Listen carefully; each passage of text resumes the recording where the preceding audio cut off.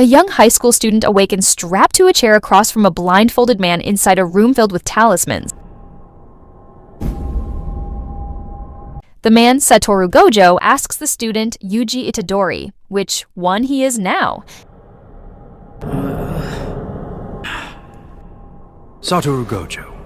Eventually, Yuji remembers someone named Fushiguro and shows concern for his senpai as well. However, Gojo reminds Yuji that he doesn't have time to be concerned with others because his secret execution has been set. Crazy! Huh? I wouldn't be worrying about others right now. The previous day, Yuji calls Sugisawa Hospital to check on his grandfather, but the old man demands that Yuji attend his club instead. How's my grandpa doing? Just hold on a minute. I'll go find out myself. Mr. Itadori, you have a call. Tell him not to come here! I heard. Thanks a lot. The previous night, a student from Jujutsu Tech, Megumi Fushiguro, visits the grounds of Sugisawa High in hopes of finding a cursed object. When he fails to do so, he calls Satoru Gojo, only to be told he can't return home until the object is recovered. Being a cursed object here in a place like this. No going home until it's recovered.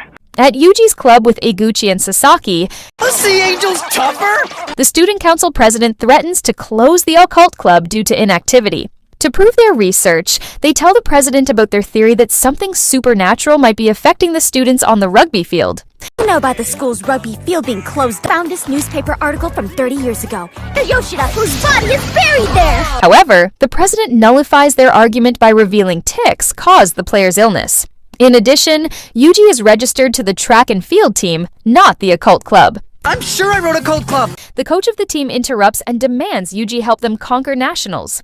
In order to settle it, both of them agreed to a competition on the field. Deal!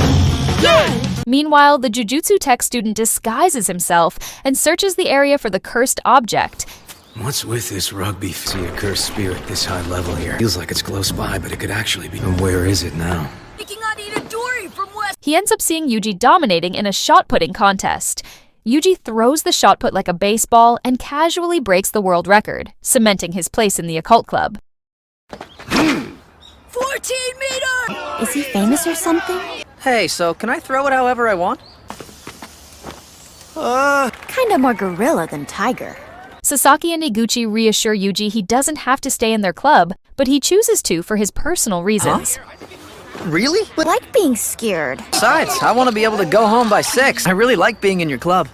Megumi is impressed by Yuji's performance, comparing him to Jujutsu Tech upperclassman Maki Zenith. Yuji walks past Megumi, and the latter notices the cursed energy emanating from a possible connection to the cursed object. But before Megumi can confront him, Yuji rushes off to the hospital to see his grandfather. Hey, hold it! How is he that? Yuji's grandfather acts displeased about Yuji visiting him, not wanting his grandson to waste his time. He attempts to tell Yuji about his parents, but the young man refuses to hear it. They argue, but the old man decides to give his grandson an important message. He asks Yuji to use his gifts to save others no matter what, so he can die surrounded by people. Shortly after, Yuji's grandfather passes away peacefully. For the nurses. All the more reason not. Now listen to me, since I've got free time. Oh, please. Could you stop trying to act all... You don't have to put on a show for me. Save the people you can, even if it's only the... Grandpa? Are you? He's dead. After Yuji mourns and packs up his things, he goes to the lobby to fill out paperwork. There, Megumi tracks Yuji down and introduces himself. Helping me. Are you sure you're going to be okay? It doesn't feel real yet. Yuji Itadori? Guro from Jujutsu Tech. He has to talk, despite Yuji trying to mourn. He asks Yuji to hand over the cursed object, a mysterious item the occult team happened upon. To explain, Megumi reveals the truth about curses. The object you possess is very dangerous. Oh, yeah, that. Yeah. What's dangerous about it? Every year there are more than 10,000. I don't care whether you believe in them or not. Just listen. Curses are created by large concentrations of negative energy created by humans. The cursed object that Yuji found is something related, meaning it's dangerous because the talisman used to seal it is weakening. Yuji hands over the box containing the cursed object. The object you found is a dangerous one. Problem is that their seals weaken, classified as special grade. But it's actually empty. Its contents are in the hands of the other occult club members who plan on removing the seal tonight at school. Megumi is shocked when Yuji tells him this, prompting Yuji to inquire about the severity of the situation. Megumi responds by claiming that it's worse than bad, and Yuji's friends are going to die. It's empty. You see, my friends were planning to, why? Is that bad? Your friends are going to die. Elsewhere at Sugisawa High, Sasaki and Iguchi sneaks in to unwrap the seal. They do so in the dark for the appropriate atmosphere and discover a finger within the contents of the talisman. I can't get it open. Hey! Immediately, the fire giving them light goes out. Curses begin to spawn while the students are completely unaware. Upon arriving at the school, Yuji feels a strange pressure, and Megumi asks him to stay behind. Yuji insists that he help rescue his friends, but the young Jujutsu student demands he stay behind. Inside, Sasaki hides from the monsters now stalking the halls of the 4th floor. Iguchi appears beside her, but his head is being taken over by a small curse. The attention brings a larger curse that attacks Sasaki from behind.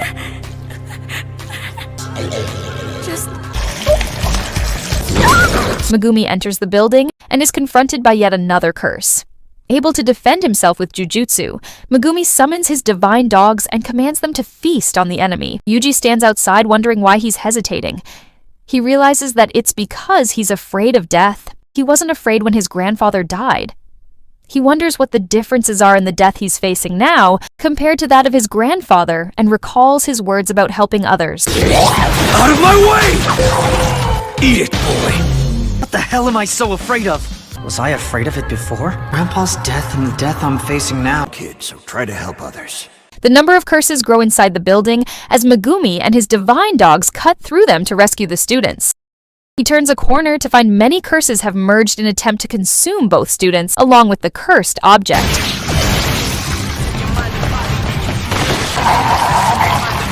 Megumi knows he won't make it in time, but Yuji suddenly crashes through the 4th floor window. Yuji knows his grandfather died peacefully, but this type of death is wrong. Using his superhuman athleticism, Yuji rescues his friends, allowing Megumi's dogs to devour the curse. It's just wrong! Yuji asks about Megumi's dogs, which are his Shikigami, and Megumi responds by saying Yuji is able to see them thanks to his experience tonight.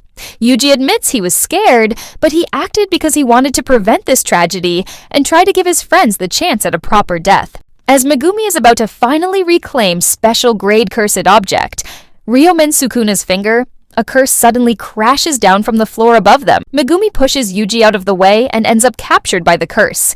He attempts to summon another Shikigami. Here.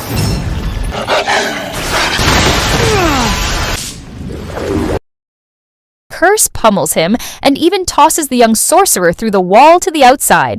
His divine dogs are dispelled. Before the curse can kill Megumi, Yuji jumps into fight. Despite his incredible athletic gifts, he cannot hurt a curse without using cursed energy.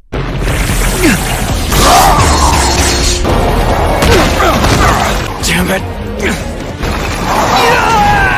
After losing ground, A curse! You cannot defeat! Yuji nearly drops the finger into the curse's mouth. He's able to catch it with his own mouth and decides to eat the finger in order to gain cursed energy in an effort to save everyone. Throw it down to me or you'll both get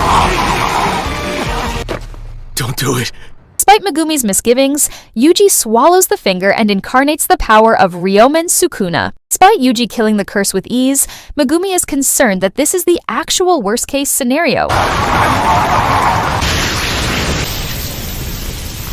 Ryomen Sukuna has been reborn, and only desires to kill all of humanity. He realizes this era is perfect for massacring humans, but Yuji actually manages to gain back control over his body by suppressing Sukuna.